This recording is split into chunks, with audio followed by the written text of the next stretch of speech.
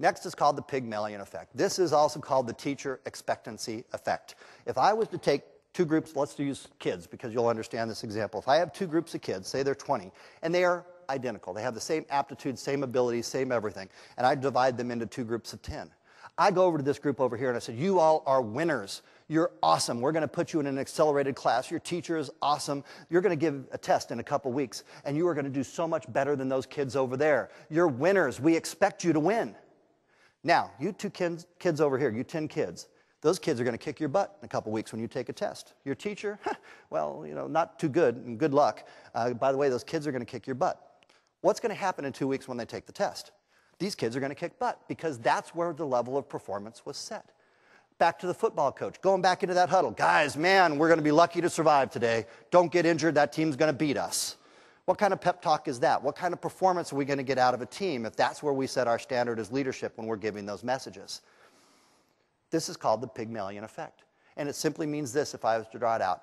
What we do affects others' beliefs about us, means change our action towards others, change our belief about ourselves. This whole circle basically is called the law of self-fulfilling prophecy.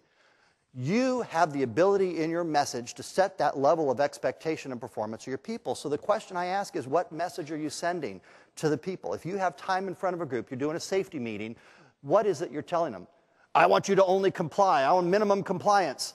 Well, guess what you're going to get out of your people if that's your message? Minimum compliance, maybe if you're lucky. We want to set that bar higher, and that message is going to come from you.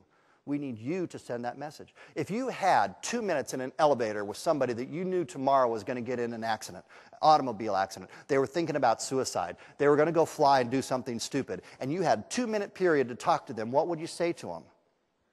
And whatever you would say to them, I'd be asking, why aren't you saying that now? When you get up in front of the people, what is that message you want them to get? How are you not saying that effectively now so that they know that type of performance that we want? You have the ability to make that change, to give that input now. They might not get in an accident ever. Maybe what you say keeps them from getting in an accident. You never know. We don't get to measure whatever didn't happen.